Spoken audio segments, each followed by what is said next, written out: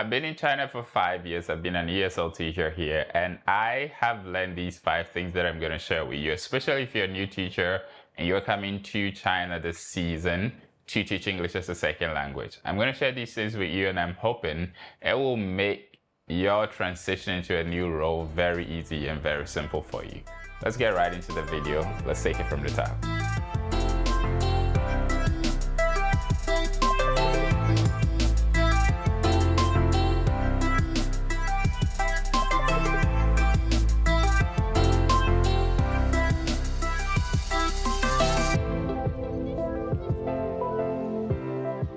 The first thing I'm going to share with you is that relax. When you get to China and you're going to teach English as a second language, it obviously comes with a lot of pressure that you're not going to be able to deal with entirely from the beginning. But you need to understand this. You need to relax and ease into your new role. There are some things that will baffle you a little bit, like the language, like the people, the culture, how they deal with things. Be calm. Relax, just welcome everything. There will be a lot of new things, obviously. Just be calm and welcome it all. Number 2 that I'm going to share with you is that you need to understand that you're in a different place. Boom. There's no other way to say that. And it's going to be really different. So if you're someone who's new here, you need to understand that things are done differently in China. That's something you need to know. And therefore, don't be overwhelmed by the fact that things are done differently in China. Just welcome it, be open-minded, just try to immerse yourself in the culture as much as possible, learn the way people do things, learn how they communicate, learn how they deal with things at work, especially one of them which is very dominant that you would find out is that the boss is the boss. You know, you need to learn that and you need to accept that. So just know you're in a new place, new culture, everything's going to be different. So here's the third thing that I've learned, which is that a lot is going to be expected of you. Boom. That you need to understand, and you need to know, because first of all, you are brought here no matter what you think, no matter what you understand, what you heard, or what the agent or whoever might have told you. You're here because of work, and work means make money for your boss.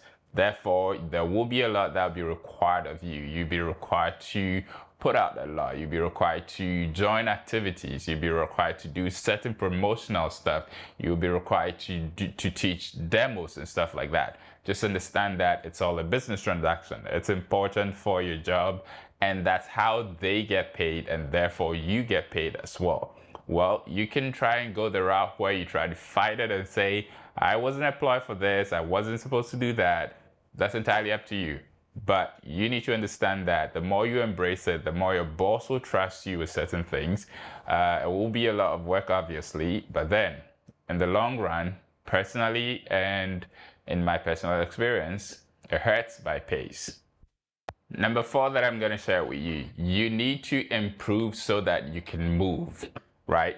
You need to understand that time goes on, time flows, it flows forward, and therefore, come 2 years later, you need to have something to show so that you can move to a better role. And the only way to do that, if you don't have a master's, if you don't have a postgraduate certificate in education, sometimes an international one would help, PGCE, PGCEI, you need to try to get that right now. Because if you try to get a better role from now and you have the same qualifications, you're not going to get that kind of significant change that you probably want. You might move to a new place, you might move to something that has a better, maybe financial provision, but overall, it might not be a very big jump. So if you're going to be here 1 year later, 2 years later, 3 years later, you need to have something to show for it. Finally, number 5, whenever you're at your place of work, try and record your progress. What I mean by that is document everything you do. Try and write down things, new things you learn, try and write them down. I don't mean your lesson notes or lesson plan and stuff like that. The things that you find out, use your phone. You can open a notes app, something like that. When you think about an idea in class, write them. Just document everything that you learn. It will be a really great record for you. And particularly try and take photos and videos.